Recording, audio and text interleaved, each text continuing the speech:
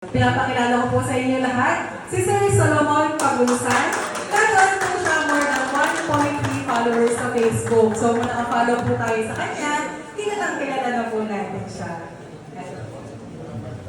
May aga, kabalong ako ng istorya sa Ilonggo, sa Bisaya, at the same time, may mga ulo ko Bilog-Ingles akong bulsa. Then, Tagalog. Ako gali, patanong mamagig ko, wala pa po wala pa po akong maraming ipakita na achievement sa buhay. Pero yung pagka magsasaka talaga, nandito sa puso ko. Pumunta ako ng Luzon kasi yun nga, dati naririnig natin na ang Manila is, doon daw natin maiahon yung aking sarili sa hirap. Pero pagdating doon, nag-times 2 yung hirap na hinanas ko. Opo. Hinanapan ako ng dokumento kung ano yung natapos ko. Wala akong natapos. Yung tatay ko, carpentry. Tapos yung nanay ko, magsasaka. Yung tatay ko, pupunta sa sakahan, instead na dulos o yung buna, ang wedding, magdala ng pala. Tapos mula dito hanggang doon lang, uwi na kasi pagod na siya. Pala pa naman yung dinadala. So walang consistent. Ako, sa murang edad, nakita ko kung gaano kahirap yung buhay namin. So, nakita ko yung nanay ko, siya yung nagdadala sa akin, yung pagtatanim, kung mga ano-ano, para may-survive kami sa hirap ng buhay. Tapos nung nadanasa ko, sobrang lupit talaga sa Manila, sabi ko, uuwi na lang ako ng probinsya at mag-tiis na lang ako doon, bahala na. Kaysa dito ako na sa over 10,000 na tama akong gawin, isang pagkakamali lang, yun yung nakikita. Kaya, sabi ko, Lord, wala talaga akong mapanaan dito sa Manila. Pero, nangyari, uuwi na sana ako. Sabi ng tito ko, wag, stay ka muna rito sa akin. So, nag-stay po ako dun sa kanya, tapos pinasok niya ako sa trabaho para po talaga sa mga professional. Ako po, taga-map, utusan dun sa labas. Wala talaga ako diskarte kasi po computer, mga turista po yung na-assess. Wala akong talento doon.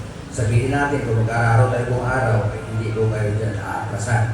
Pero pag computer, more on documents, sabi ko na ko kaya, okay lang, hanggang dito lang ako sa map. Pero nakita yung diskarte ko ng boss ko para sinubukan yung talento ko doon sa sagot ng Pilipino. And then, sa katagalan, na-enhance ko yung aking sarili, magpag-usap sa mga multi-millionaire, mag-process ng mga visas passport.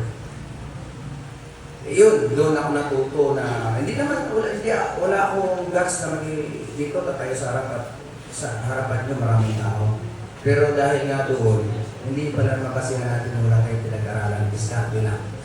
Tapos nag-ipon ako, umuwi ako ng probinsya sa amin, bumili ako ng lahat ng mga power tools sa carpentry, pero hindi pala para sa akin yun. Lahat ng aking mga power tools na building, ang uwi ko, magsasaka ulit. Nagtrabaho ako kasi wala na ako may makitang source of income sa paligid. Ako yung lalaki, yung asawa ko yung naghahanap buhay. Siyempre, ito lang, nakakahiya yun sa akin.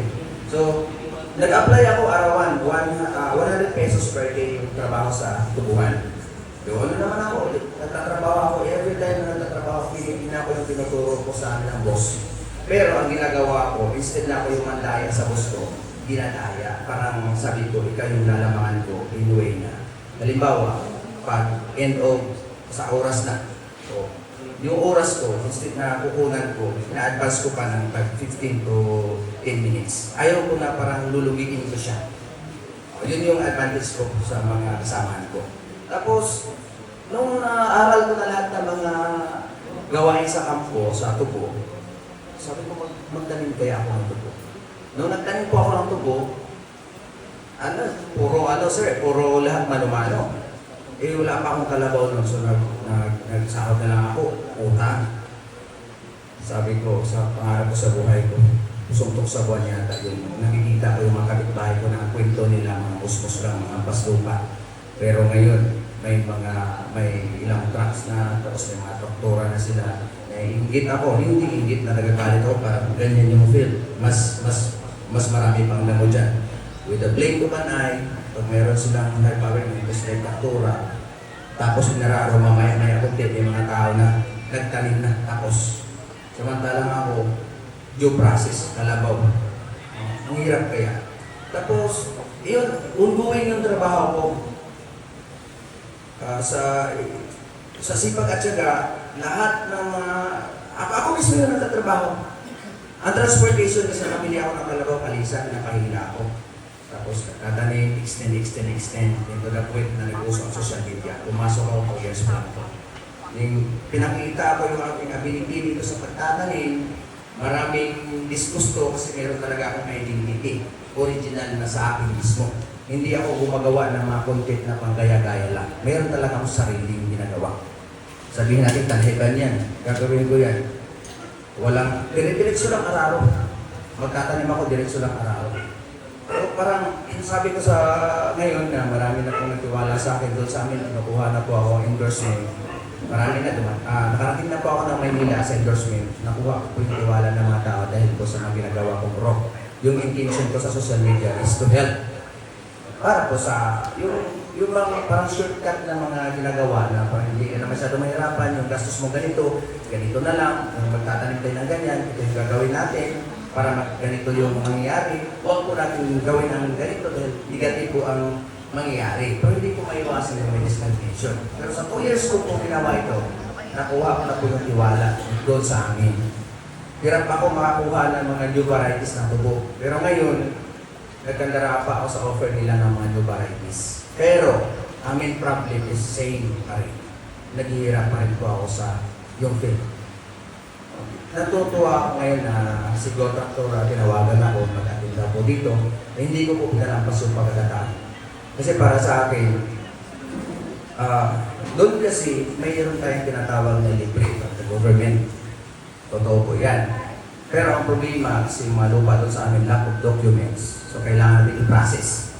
Titingnan yung lupa, titingnan yung documents. Kung kulang ka ng ganito, kulang ka ng ganyan, tatakbo ka sa ganito, tatakbo sa ganyan. Mauubos yung oras ko sa pag-process ng documents ko.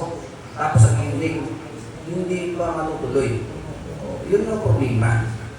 Yun yung problema na parang madili. Yung iba nga mayroon ng pakar.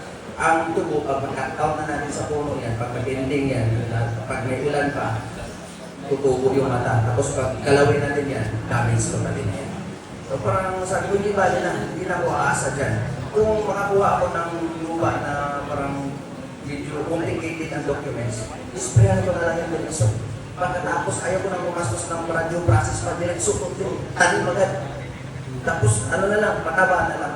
Pero as a farmer, maganda talaga pag ma-cultivate ang lupa. Cultivation para mahukay talaga yung maihalo yung kasi sa itaas, makikita natin lalo na lakot ng presyo ng lupa. Nandito na po sa itaas yung taba. So doon po sa ilalim sa amin, mahirap doon, asigit ng lupa. So dapat ihalukayin para po mag-mix na sila. Para hindi naman tayo masyadong mahirapan sa pag-apply ng pataba. Yun nga yung kulang. Suntok sa buwan yung narinig ko yung budget kanina pero sa sipagat talaga walang imposible. Walang bata at matanda. Yun nga, mukha ako kay tatay kanina. Ito pala yung unit niya. So sana, hindi pa naman end of the world. Baka nga. Kasi kung sabi sa'yo, makaapoy na kayo. Kaapoy ako. Pas mo na kayo sa grabe nga due process daro. Ako tanan sa una. May nalagan ikaw kay Pino. Nagtatapos. Grasya. Talaga sino kay Juan ko kay talented ko kumain ko kumandang tao. Marami po akong tao. Marami akong tao. Lahat po nandoon sa akin. Ako na lang po yung umayaw. Samantala yung iba, hindi sila marunong makisama, yun yung ang kalbaryo sa akin. Yung nila, tubuhan nila, puro na damo. Samantala sa akin, nagagawa. Pero yun lang ha, kung how much more kung mayroon pa akong ganito. Kasi kung sa discarding talagang minubre, kung saan tayo dadaan na makasave tayo, lalo na sa panahon ngayon, farming ang bubuhay sa atin. Hindi tayo aasa sa government. Ang pagtatanim, tayo gusto yung magtatanim, tayo yung mag-aani. Makakain ka, makabenta ka. Most of the time, libre ka. Kung aasa tayo sa tulong, ganito, ganyan, mahirap yun. Kasi puro na negative yung nakikita natin. So, ang pagtatanim talaga, wala sino mang tao na hindi kumakain ng produkto na nanggagaling sa lupa. Yung sabi ni Sir kanina, noon yung parents, almost parents natin, pwede lang po sa parang malaking mayaman talaga, may pera. Yun nga, ginagapang tayo ng parents natin sa pag-aaral sa kahit anong diskarte na lang sa buhay para po mapag-aral tayo. Pero nakita ko yung mga bata ngayon, lalugmok yung puso ko, nandoon na sa internet, pera, buong araw, baba, yung anak ko, sabi ko, dito ka, turuan kita magtanim. Hindi lahat ng panahon nandito ako, kumamatay ako, ano ka? Magsisisi ka, magsisiyan mo yan. Kung may mga laman pa naman ng utak, minsan magiging bobo. Umaasa sila sa utak nila pero wala silang diskarte. Marami yan, marami po yan. Mayroon na akong classmate na talagang tuturuan yung teacher. Ito yung gagawin natin sir, para hindi mahirapan yung mga classmate ko. Pero anong nangyari? Nakulong. Sa school, considers ako yung pinakabubo when it comes to academic. Wala talaga. Sabihin ko kung mag-science ka dyan, kung mathematics ka dyan, kung pwede ko sabihin natin siya, ma'am, pwede ako mag-una na lang doon, mag-araro na nga ako ng buong araw. Huwag lang yan. Yun pala ay hindi ko rin naman nagamit ngayon. Yung nagpapakilala talaga sa akin is itong farming. So, swak ko dito sa company ng Contractor na para sa akin, parang suntok sa buwan kasi may price, pero may way naman sila kung mode of payments.